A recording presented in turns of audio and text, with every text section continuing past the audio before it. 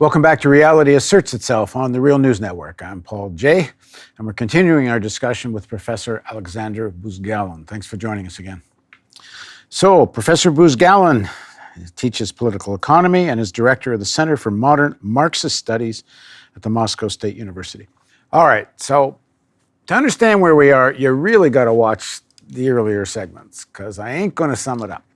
And we're into a fascinating story, so if you haven't, just stop right now and go back and watch. No, they can just understand that Soviet Union is collapsed. Soviet Union is collapsed. All right. We have new reality. And the reason the Soviet Union collapsed is because you went on vacation and you weren't there to stop it. Now we got it. Yeah. Now we got it. All right. You come back from the vacation and there's kind of no Soviet Union. Yeltsin's in power. And you're saying, what the hell happened? Yeah.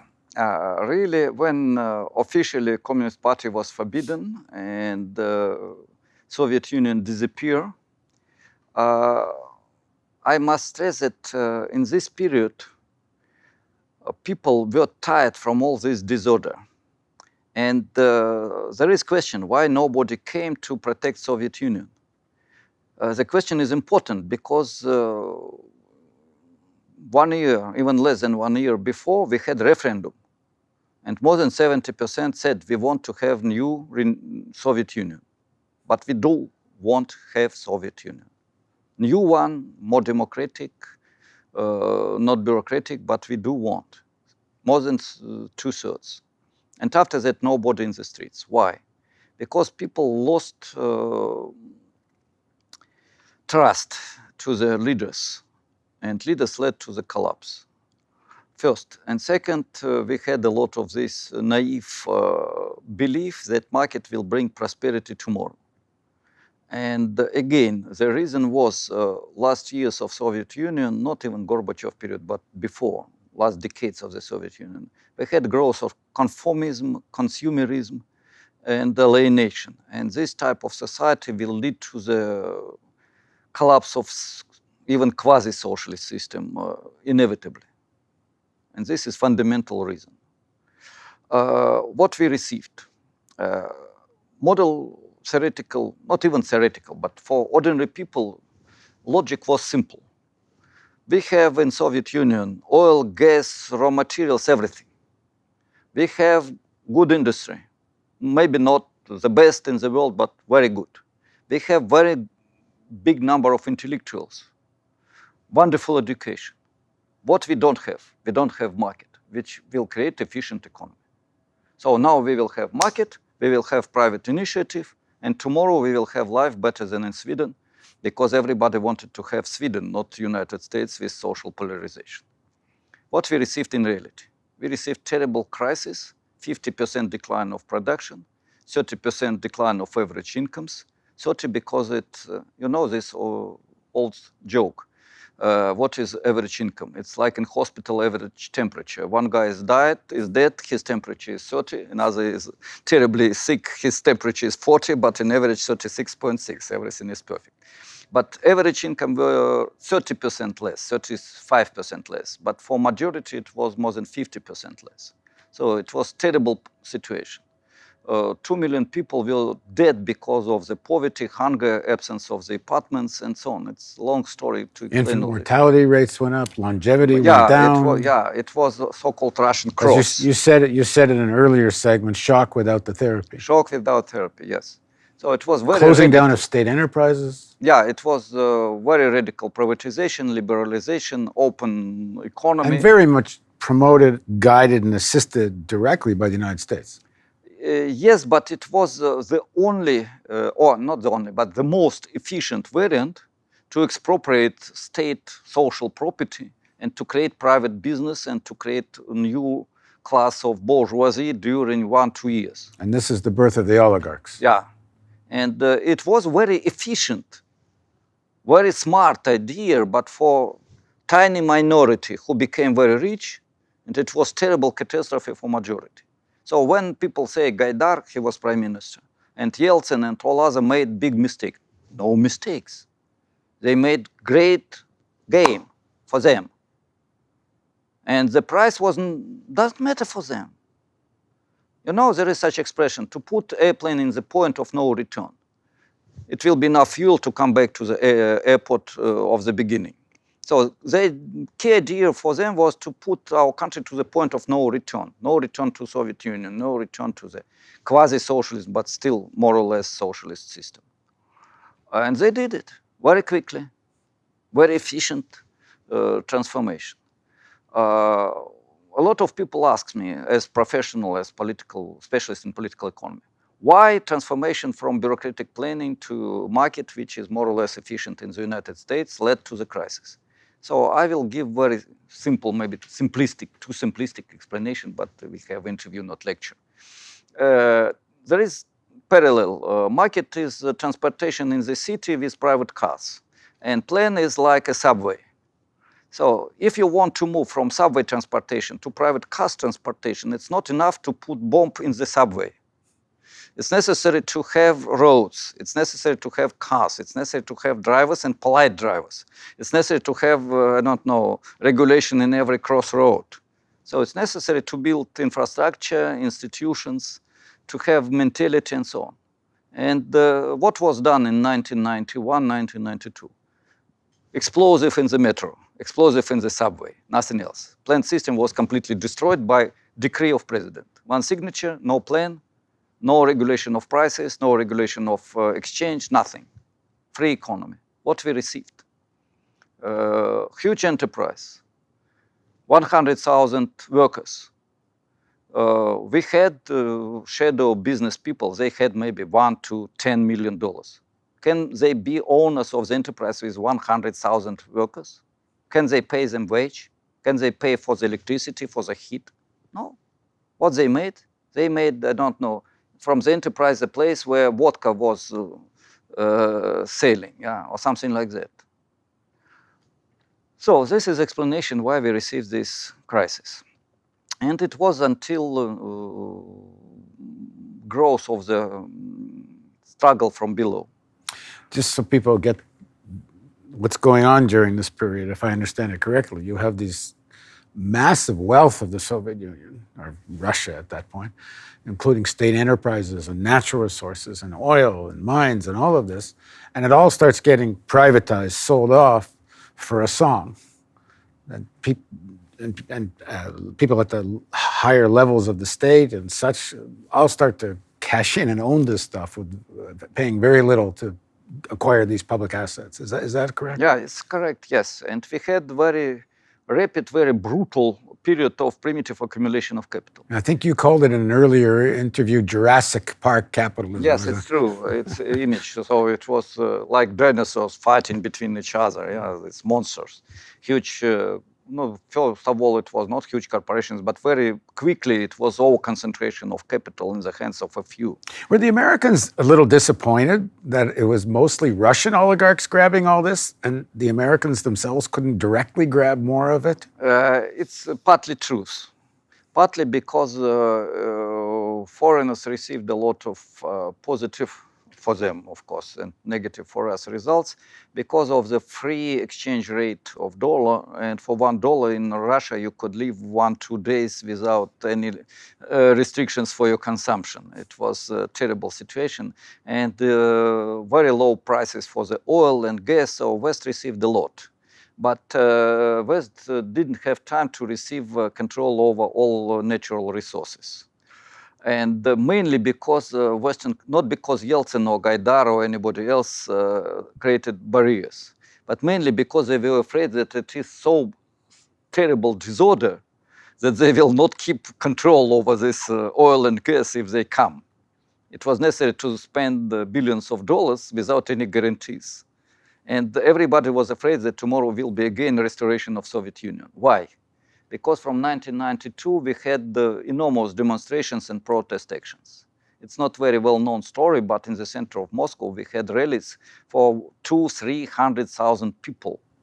Demanding what? Demanding stop privatization, demanding come back to Soviet system. Were you there? I was among the, it was two wings. One, and the most popular, by the way, was neo-Stalinist wing. We must come back to the strong Soviet power without any democracy and so on. Let's forget about these games. And this is because of this is a way out of the chaos. Yeah, because people so logic was very simple. Democracy led to the chaos, poverty, and so on. Even until now, the word democracy means power of Democrats in Russia. This is Russian translation of word democracy. And Democrats are those who are stealing everything in their pockets. This is strange interpretation of democracy, but this is reality. So, and it was democratic left internationalist wing. And we had Congress of left democratic forces coordinating council of this Congress. And I was among the, maybe not leaders, but important people who were working in this direction. And it's interesting that Parliament of Russian Federation, where we had left wing, relatively big left wing, started to prepare alternative to this policy. And we were among those who were experts. And the program was not radical socialism, socialist revolution, but more or less Chinese model.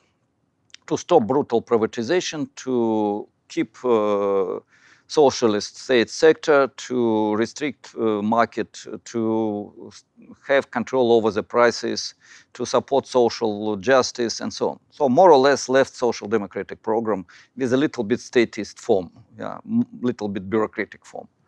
And we had big meetings, conferences, 1,000 people, delegates from different organizations, groups. And it was prepared. And in Parliament, we had nearly majority of support to this alternative. Not my program, but common program of this movement. So 92, 93. 92, 93. 300,000 people in the streets. Yeah. But what about the broad section of the population? Are they sympathetic with this? Absolute majority were sympathetic to these ideas. But not decisive to fight to go for revolution, let's say. Yeah. And where is the army? And the army has had, you would think, Army such had- ideological training Army had and all of this. terrible collapse. Because first of all, during 5 years of Gorbachev power, it was terrible discreditation of army. Army is a source for disorder, for dictatorship, for killing, and so on. And in 92, in army was poverty. Soldiers and officers were hungry, simply. It was no money for them. So it's falling apart. Yeah, so they were in terrible crisis. And summer 93, it was prepared a program, alternative program to privatization and so on, to continuation of this shock therapy, shock without therapy policy. And in early September, Yeltsin said parliament must be destroyed, dissolved. No more parliament. Close, go out. And in that period, deputies divided, and majority stayed in the parliament. Parliament was blockaded by police. And September, October, it was occupation. Parliament was occupied by deputies. Police blockaded parliament, and it was permanent demonstrations and attempts to destroy this blockade. The problem was that in parliament we had mixture of very authoritarian leaders who became strong leaders because they were decisive. Democrats, real Democrats, center, like Democratic Party of the United States, but who wanted to have not dictatorship of Yeltsin and not disorder. Social Democrats, quasi-communists, so mixture of everybody. And no real leadership and not very good organization. And a lot of very different people around, Russian nationalists, communists, social democrats who were protesting. Again, 100,000 people clash with police, a lot of people were beaten and so on. And finally, October 3rd, 2nd, we destroyed this blockade. It was huge demonstration. And it was direct clash with police, and I partly participated in this. Some policemen were killed, a lot of people were killed. Blockade of parliament. Yeah, but parliament was disblockaded. And after that, it was maybe provocation, maybe stupidity, but a group of people decided to attack TV station, and they made it in very brutal form. and without success, because in that period Yeltsin brought some special forces, and hundreds of people were killed before TV, and then it was a blockade again of parliament, and then tanks started to shoot to the parliament, and it was a very cynical and dirty situation when tanks were standing, shooting to parliament, and CNN was making an open-air report like TV, like a football match. Oh, look, now there is a fire in this window. Look, now these people are killed. Yeah. After that, we made book. By the way, after that, it was censorship. And now, Yeltsin is fighting to consolidate this new oligarchy. Yeah. And amidst the chaos. Yeah, 1 minute, we will come back, but it's important. After this victory of Yeltsin, we had the interesting newspaper, Independent Gazette, Независимая газета. And next day, it was heroic, by the way, decision of chief editor Tretyakov. We are good friends with him. He published newspaper with empty first front page. Yeah, it was nothing in front page, a symbol of censorship. And I'm proud that with our friends, we organized in small museum in the center of Moscow, first press conference about all these events. It was 90 cameras, but mainly Westerners. And it was no report, by the way, in Western media, because we said truth about this. Which was? It was that Yeltsin really made anti-constitutional coup. And applauded by the West. Yeah, and people were killed. A lot of people were killed for nothing. Not for nothing. They were protecting. I can say social democratic model of transformation, bourgeois transformation, but social democratic model of transformation. When I hear descriptions of Yeltsin as a personality, it almost sounds Trump-like. Yes, similar. Right-wing, decisive, I don't know, maybe the only difference, I don't know if Trump is drinker or not, but Yeltsin was. So this is not very important difference. So we made this first press conference with friends, created a network for democracy and human rights. And it was not, of course, the key factor, but it was one of the factors which led to the elections, but not to the dictatorship. So it was big opposition to dictatorship. And finally, we received presidential model of democracy, quasi-democracy, but still not dictatorship. To go faster, in '96, we had new presidential elections in spring. In January, Zyuganov, leader of Communist Party, re-established Communist Party, had up to 50% according to opinion polls, and Yeltsin had less than 10. But then money of International Monetary Fund, propaganda, and very not brave, unbrave behavior of leaders of Communist Party led to the 50-50 result when it was elections. And Zyuganov said, no, I lost. I don't pretend to be president. So it was the beginning of collapse, not collapse, but decline of popularity of Communist Party. And at that time, they're advocating a program essentially like a European social democracy or something. Yeah, Communist Party was a little bit nationalist, but in economic and social sphere, like left social democrats, nothing radical. And so who becomes president? In '96, Yeltsin again. And then we moved to the Putin's presidency in a new epoch in 21st century. But this is another story. Okay, the next segment, we'll talk about a whole new phase and the rise of Putin and what he represents on Reality Asserts Itself with Professor Buzgalin on the Real News Network.